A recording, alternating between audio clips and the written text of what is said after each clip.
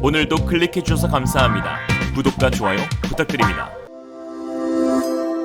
Realism. 바야흐로 드론의 시대가 본격적으로 열렸습니다. 드론은 무선 전파로 조종되는 무인 항공기를 가리키는데요. 군사용 드론은 이제 정확한 지리정보, 위성함법 시스템 및 컴퓨터 조종 기술, 장착 무기의 발전 등에 따라 가공할 살상 무기로 진화했습니다. 군사 드론은 최근 전쟁의 양상과 성패에 큰 영향을 미치고 있는데요. 유엔 특별보고관인 아그네스 칼라마드는 제2차 시대에 진입하면서 드론은 통제 불가능할 정도로 전 세계로 확산되었고, 드론 기술이 급속히 발전하면서 드론 전쟁도 더욱 빈번해졌다며 드론의 시대가 도래했음을 알렸습니다. 미국 바드 대학의 드론 연구센터 자료에 의하면 현재 최소 102개국이 군사 드론을 획득했고 약 35개 국가가 강력한 군사 드론을 보유하고 있으며 최소 20개 무장단체가 드론 기술을 확보했다고 합니다. 특히 이번 우크라이나 전쟁을 통해 무인 공격기 드론에 의해 전투 방식이 완전히 바뀌었다는 것을 알 수 있었는데요. 우크라이나군은 드론을 적극 활용해 다윗과 골리앗 싸움에서 조금씩 우위를 가져가고 있습니다. 특히 드론은 러시아의 주력 무기인 탱크에 가공할 만한 위협이 되고 있습니다. 이미 지난 2020년 아르메니아 아제르바이잔 전쟁에서 드론이 탱크 킬러가 될 수 있다는 사실이 널리 입증되었고, 우크라이나 전쟁은 이를 재확인한 셈이죠. 이에 텔레그래프는 지상전에서 가장 중요한 무기로 주목받던 탱크가 우크라이나 전쟁을 계기로 효용 가치를 의심받게 됐다고까지 말하였습니다. 글쎄, 탱크는 잘못 없죠. 이게 다 푸틴 때문이다. 더 타임스에 따르면 우크라이나의 한 드론 부대는 매일 밤 러시아 탱크를 파괴하며 탁월한 전과를 올리고 있는 것으로 드러났는데요. 해당 드론 부대는 우크라이나 육군의 전문 항공 정찰 부대인 아에로로즈비트카입니다. 지난달 24일 러시아가 우크라이나를 침공한 뒤 지금까지 러시아군의 전차와 지휘트럭, 전자장비를 실은 차량 등을 찾아 드론을 보내 제거해 오고 있는데요. 특히 이들은 자체 제작한 드론인 R-18과 PD-1 모델을 사용합니다. R-18은 5kg 폭탄을 싣고 날아가 목표물에 떨구는 공격 드론으로 사거리 4km, 비행 시간은 40분입니다. 열화상 카메라가 탑재돼 어둠 속에서 목표물을 정확히 찾아낼 수 있는데, 아에로로즈비트카 소속 군인은 타깃 지점 외에는 피해를 최소화할 수 있어 민간인 거주 마을에서도 작전을 수행할 수 있는 최고의 장비라고 설명했습니다. 한편 최근 사우디아라비아 국영 석유 회사 아람코의 석유 저장 시설이 예멘 반군의 드론 공격을 받은 사실이 드러났습니다. 후티 예멘 반군은 이번 화재가 자신들의 공격으로 인한 것이라고 배후를 자처했는데요. 또 자신들이 사우디 수도 리야드의 중요시설, 걸프만에 있는 라스 타누라, 라빅의 정유시설, 남서부 나지란 자잔의 아람코 시설 등도 공격했다고 덧붙였습니다. 이들의 주요 무기 수단도 역시나 드론이었죠. 아랍 동맹군의 트르키 알마키 대변인은 일부 시설에 물적 피해가 발생했지만 인명 피해는 없었다며 드론 9대와 탄도미사일 1기를 요격했다고 하였습니다. 이처럼 사우디를 비롯해 전 세계에서 드론을 막을 효율적인 방공 체계의 필요성이 대두되고 있는 가운데, 이번 달 하나 디펜스가 사우디아라비아와 1조 규모의 방산 수출 계약을 체결하면서 주목을 받고 있습니다. 하나 관계자는 사우디 국방부와 방산 계약 관련 세부 내용을 일절 공개하지 않기로 합의했기 때문에 수출 품목은 공개할 수 없다고 밝혔으나, 군사 전문가들은 하나가 수년간 사우디 정부와 드론 잡는 대공화기 비호복합의 수출 계약을 타진하고 있었고 이번에 합의가 된 듯하다라고 하였습니다.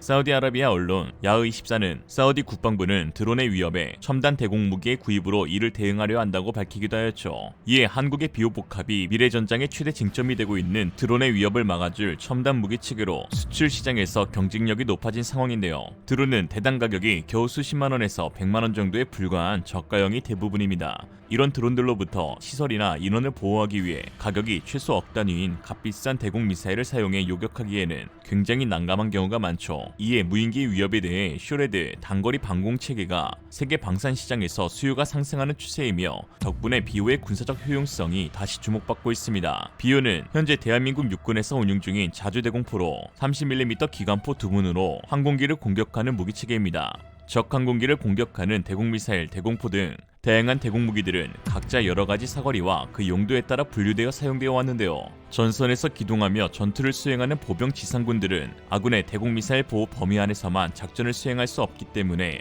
지상을 공격하는 항공기의 위협에 노출되어 있습니다.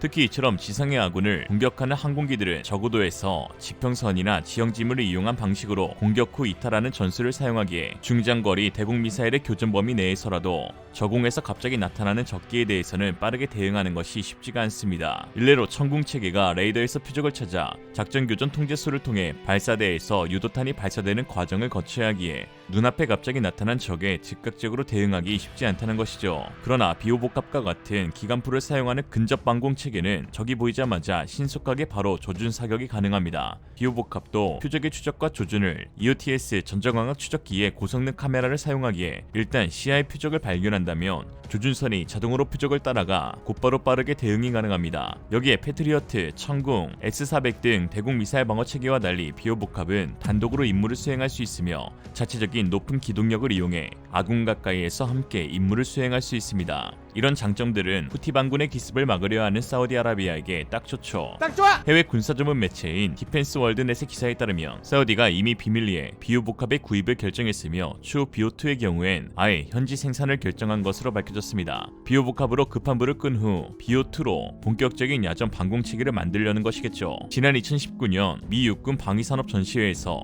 비오2 체계의 방향성을 엿볼 수 있었는데요. 주목해야 할 점은 기존의 약점으로 지적받던 레이더가 A사 레이더로 교체돼 성능을 대폭 향상시켰다는 것과 첨단 레이저 무기까지 탑재돼 무장을 한 차원 다각화했다는 것을 확인할 수 있었습니다. 하나는 KF-21에 탑재되는 A사 레이더를 개발해내어 성능 평가에서 세계 선도 기업과 어깨를 나란히 할 정도라는 평가를 받았고 2019년 방위사업 주간의 레이저 대공무기 체계 개발 사업의 제작업체로 국내 최초로 선정되면서 연구 개발을 지속해오고 있습니다. 비오2는 모듈식으로 설계되어 해외 시장에서 요구하는 성능에 맞춰서 옵션을 교체하는 식으로 제안하며 수출 대상 국가의 방산업체들과 협업하여 그 국가에서 개발한 체계를 탑재하는 등 유연하게 대응할 것이라고 하였는데요. 포, 미사일, 레이저 전부 기동간 사격이 가능하고 모듈에 따라서는 대전차 미사일 탑재도 가능해서 대전차 유도탄 발사 플랫폼으로도 사용할 수 있는 등 지상, 대공 모두 커버 가능한 다기능적인 측면이 강조되고 있습니다. 또한 사우디 1조 원 계약과 더불어 그동안 정체되었던 인도 대공 무기 도입 사업 3조 계약도 본격적으로 추진될 것으로 보입니다. 최근 미국이 발의한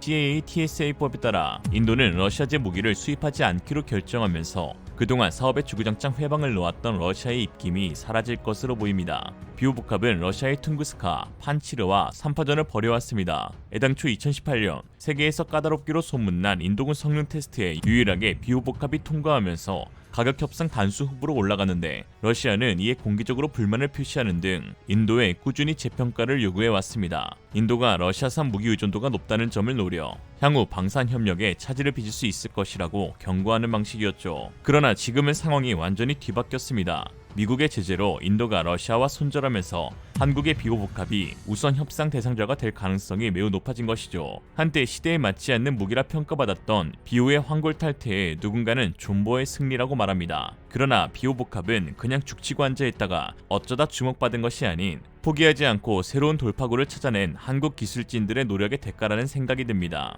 해보긴 해봤어. 이 말은 비호의 성공 그리고 오늘날 대한민국의 성장에 근간이 되는 말이죠. 무엇이든 할 수 있다고 생각하는 사람이 해내는 법입니다. 새로운 도전 앞에 망설이고 계신 분들 용기 내시기 바랍니다. 실현이란 뛰어넘으라고 있는 것이지 걸려 넘어지라고 있는 것이 아니기 때문이죠. 그럼 전 이불 정리부터 하고 올게요. 이상으로 리얼리즘이었습니다. 여러분의 생각은 어떠신가요? 현명하고 지혜로운 여러분의 의견을 지금 댓글에 남겨주세요. 감사합니다.